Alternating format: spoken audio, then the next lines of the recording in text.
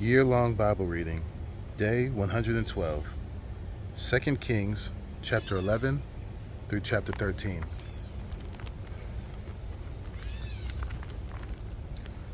Chapter 11. Now when Athaliah, the mother of Ahaziah, saw that her son was dead, she arose and destroyed all the royal family. But Jehosheba, the daughter of King Joram, sister of Ahaziah, took Joash, the son of Ahaziah, and stole him away from among the king's sons who were being put to death. And she put him and his nurse in the bedroom. Thus they hid from Athaliah, so that he was not put to death. And he remained with her 6 years, hidden in the house of the Lord, while Athaliah reigned over the land. But in the 7th year, Jehoiada sent and brought the captains of the Kerites and of the guards, and had them come to him in the house of the Lord.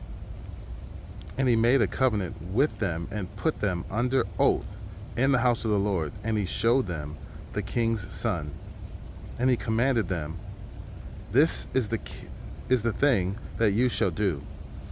1/3 of you, those who come off duty on the Sabbath and guard the king's house, another third being at the gate Sur, and a third at the gate behind the guards, shall guard the palace.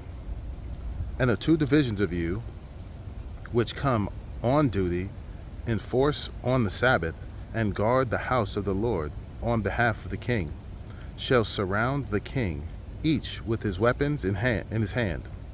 And whoever approaches the ranks is to be put to death. Be with the king when he goes out and when he comes in." The captains did according to all that Jehoiada the priest commanded, and they each brought his men who were to go off duty on the Sabbath, with those who were to come on duty on the Sabbath, and came Jehoiada the priest.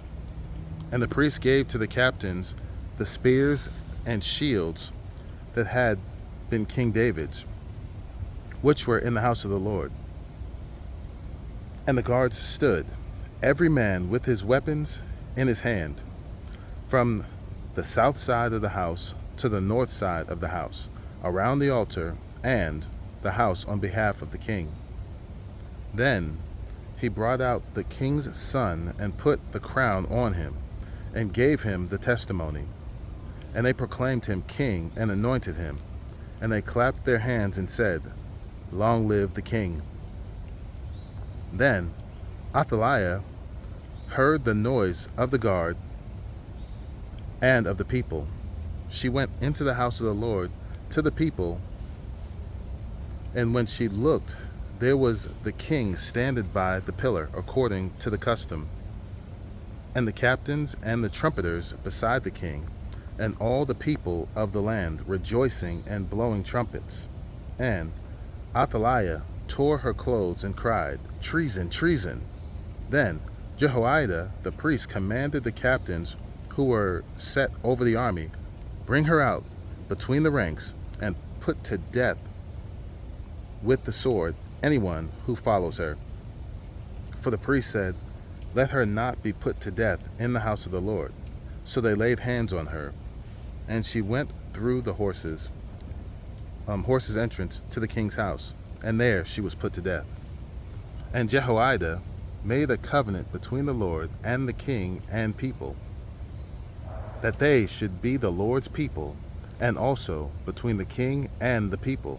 Then all the people of the land went to the house of Baal and tore it down, his altars and his images they broke into pieces, and they killed Mattan, the priest of Baal, before the altars. And the priest posted watchmen over the house of the Lord, and he took the captains, the Kerites, the guards, and all the people of the land, And they brought the king down from the house of the Lord, marching through the gate of the guards to the king's house. And he took his seat on the throne of the king. So all the people of the land rejoiced, and the city was quiet after Athaliah had been put to death with the sword at the king's house. Jehoash was 7 years old when he began to reign. Chapter 12. In the 7th year of Jehu, Jehoash began to reign, and he reigned 40 years in Jerusalem. His mother's name was Zibiah of Beersheba. And Jehoash did what was right in the eyes of the Lord all his days, but because Jehoiada the priest instructed him. Nevertheless, the high places were not taken away. The people continued to sacrifice and make offerings on the high places.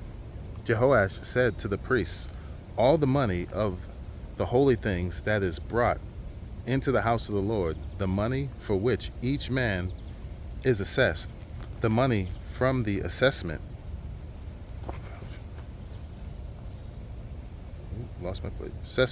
of persons, and the money that a man's heart prompts him to bring into the house of the Lord. Let the priests take each from his donor, and let them repair the house wherever any need of repairs is discovered. But by the 23rd year of King Jehoash, the priests had made no repairs on the house. Therefore, King Jehoash summoned Jehoiada the priest and the other priests and said to them, why are you not repairing the house? Now therefore, take no more money from your donors, but hand it over for the repair of the house. So the priests agreed that they should take no more money from the people, and that they should not repair the house. Then Jehoiada the priest took a chest and bored a hole in the lid of it, and set it beside the altar on the right side as one entered the house of the Lord. And the priests who guarded the threshold put in it all the money that was brought into the house of the Lord. And whenever they saw that there was much money in the chest, the king's secretary and the high priest came up, and they bagged and counted the money that was found in the house of the Lord. Then they would give the money that was weighed out into the hand of the workmen who had oversight of the house of the Lord, and they paid it out to the carpenters and the builders who worked on the house of the Lord, and to the masons and the stonecutters, as well as to buy timber and quarried stone for making repairs on the house of the Lord, and for many outlay for the repairs of the house of the Lord. Of the repairs of the house. But there was not made for the house of the Lord basins of silver, snuffers, bowls, trumpets, or any vessels of gold or of silver from the money that was brought into the house of the Lord, for that was given to the workmen who were repairing the house of the Lord with it. And they did not ask any accounting from the men into whose hand they delivered the money to pay out to the workmen, for they dealt honestly.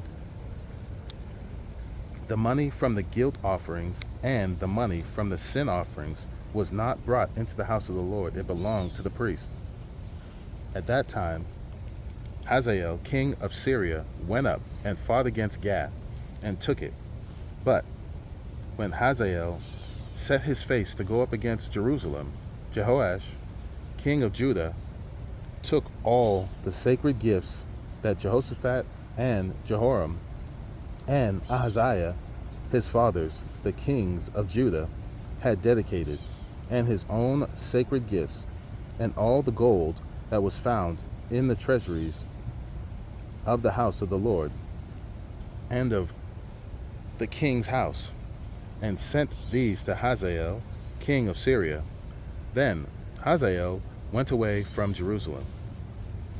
Now, the rest of the acts of Joash and all that he did, are they not written in the book of the Chronicles of the kings of Judah?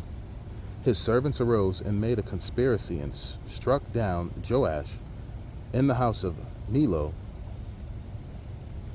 on the way that goes down to Silla. It was Josachar, the son of Shimeath, and Jehozabad, the son of Shomer, his servants, who struck him down so that he died. And they buried him with his fathers in the city of David, and Amaziah, his son, reigned in his place. Chapter 13. In the 23rd year of Joash, the son of Ahaziah, king of Judah, Jehoahaz, the son of Jehu, began to reign over Israel in Samaria, and he reigned 17 years. He did what was evil in the sight of the Lord, and followed the sins of Jeroboam, the son of Nebat, which he made in Israel to sin. He did not depart from them, and the anger of the Lord was kindled against Israel, and he gave them continually into the hand of Hazael, the king of Syria, and into the hand of Ben-Hadad, the son of Hazael. Then Jehoahaz sought the favor of the Lord, and the Lord listened to him, for he saw the oppression of Israel, how the king of Syria oppressed them. Therefore the Lord gave Israel a savior, so that they escaped from the hand of the Syrians, and the people of Israel lived in their homes as formerly. Nevertheless, they did not depart from the sins of the house of Jeroboam, which he made Israel to sin, but walked in them. And the Asherah also remained in Samaria, for there was not left to Jehoahaz an army of more than 50 horsemen, and 10 chariots, and 10,000 footmen. For the king of Syria had destroyed them, and made them like the dust at threshing. Now the rest of the acts of Jehoahaz, and all that he did, and his might, are they not written in the book of the Chronicles of the kings of Israel?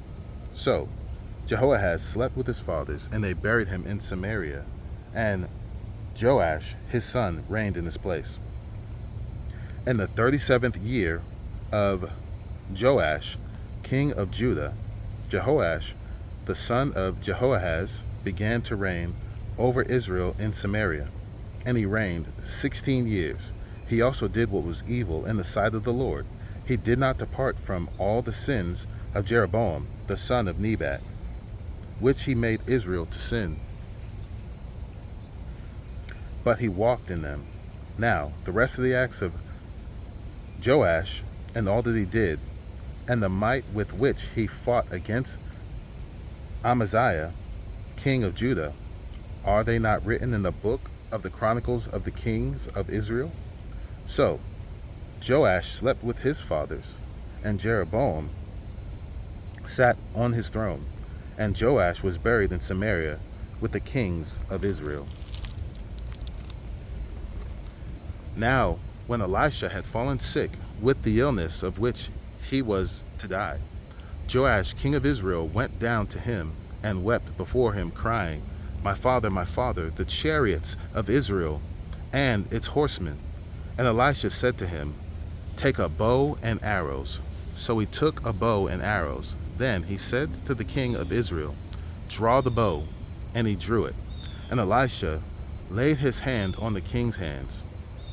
And he said, open the window eastward. And he opened it. Then Elisha said, shoot. And he shot. And he said, the Lord's arrow of victory, the arrow of victory over Syria. For you shall fight the Syrians in Aphek, until you have made an end to them. And he said, take the arrows. And he took them. And he said to the king of Israel, strike the ground with them. And he struck 3 times and stopped. Then the man of God was angry with him and said, you should have struck 5 or 6 times. Then you would have struck down Syria until you had made an end of it. But now you will strike down Syria only 3 times. So Elisha died, and they buried him. Now bands of Moabites used to invade the land in the spring of the year. And as a man was being buried, behold, a marauding band was seen, and the man was thrown into the grave of Elisha. And as soon as the man touched the bones of Elisha, he revived and stood on his feet. Now Hazael, king of Syria, oppressed Israel all the days of Jehoahaz, but the Lord was gracious to them, and he had compassion on them, and he turned toward them because of his covenant with Abraham, Isaac, and Jacob, and would not destroy them, nor has he cast them from his presence until now.